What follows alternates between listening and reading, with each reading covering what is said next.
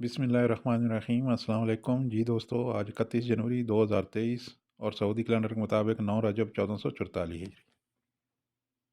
سعودی عرب نے فضائی راستے سے مملکت آنے والوں کے لیے on line transit visa service کا آغاز کیا ہے۔ نئی سروس سوموار 30 جنوری سے مؤثر ہو گئی ہے۔ مسافر سعودی ایئر لائن اور فلائی ناس کے الیکٹرانک پلیٹ فارم کے ذریعے درخواست دے سکتے ہیں۔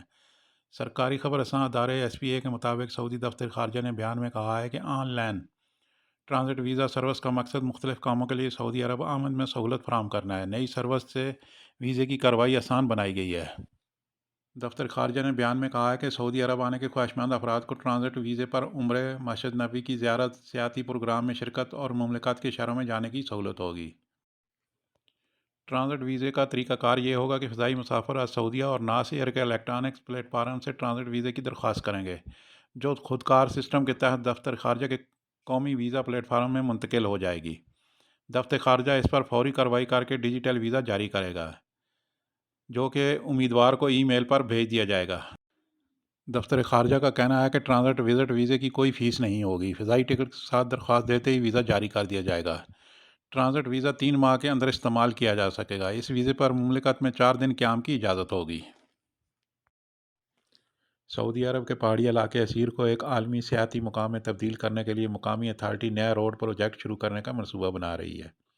اسیر ڈیولپمنٹ اتھارٹی اور سعودی عرب کی پبلک ٹرانسپورٹ اتھارٹی کے تعاون سے شروع کیے جانے والے نئے منصوبے سے توقع ہے کہ یہ گریٹر ابا کو ابا خمیس اور آد رفیدہ سے جوڑے گا۔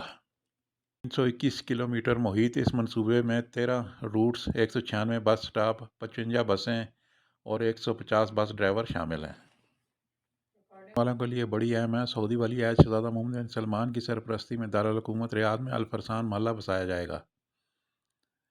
الفرسان محلہ ریاض کے شمال مشرق میں 35 ملین مربع میٹر کے رقبے میں بسایا جائے گا۔ یہاں 50,000 سے زیادہ رہائشی یونٹس تعمیر کیے جائیں گے، جن میں 2.5 لاکھ سے زیادہ افراد رہائش اختیار کر سکیں گے۔ سعودی وزارت افرادی قوت نے کہا ہے کہ پرائیویٹ سیکٹر کی کمپنیوں اور اداروں میں یومیہ ڈیوٹی کی انتہائی حد 8 گھنٹے ہے۔ کارکن سے مسلسل 5 گھنٹے سے زیادہ ڈیوٹی نہیں لی جا سکتی۔ ہفتے میں ڈیوٹی کا مجموعی دورانیہ 48 گھنٹے سے زیادہ نہیں ہو سکتا۔ رمضان کے دوران اوقات کار میں 2 گھنٹے کی چھوٹ مقرر ہے۔ وزارت کے مطابق مسلسل 5 گھنٹے کی ڈیوٹی کے بعد کم از کم 1 گھنٹے کا وقفہ ضروری ہے، تاہم وقفے کا دورانیہ اوقات کار میں شامل نہیں ہوگا۔ وزارت افرادی قوت کا یہ بھی کہنا ہے کہ کمپنی اور کفیل اپنے ورکروں سے پارٹ ٹائم ڈیوٹی لے سکتے ہیں، بشرطے کہ اس کا یومیہ دورانیہ 2 گھنٹے سے زیادہ نہ ہو۔ لاسٹ میں خبر شامل کرتے ہیں جی آج کے ریال ریٹ کی، اور دیکھتے ہیں کون سا بینک کس ملک کے لیے کتنا ریٹ دے رہا ہے۔ پاکستان فوری بینک الجزیرہ 70 روپے 25 پیسے فیس 10 ریال، STC پے 70 روپے 72 پیسے فیس 17.25 ریال، تحویل الراجح بینک 70 روپے 35 پیسے فیس 10 ریال، ویسٹرن یونین 70 روپے 93 پیسے فیس 23 ریال، منی گرام 70 روپے 13 پیسے فیس 23 ریال، ٹیلی منی 70 روپے 10 پیسے فیس 15 ریال۔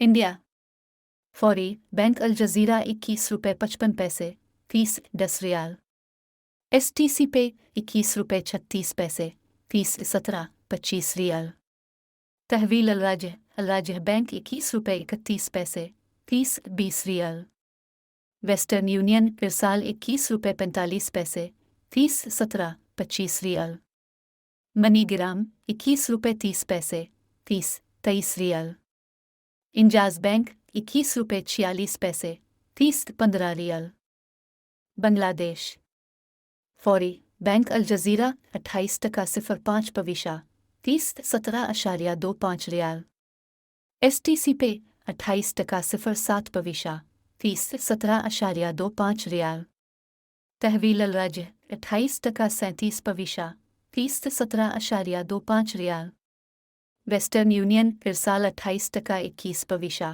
فیس 17.25 ریال، منی گرام 28.05 پیسہ فیس 18.50 ریال، انجاز بینک 28 روپے 10 پیسہ فیس 15 ریال۔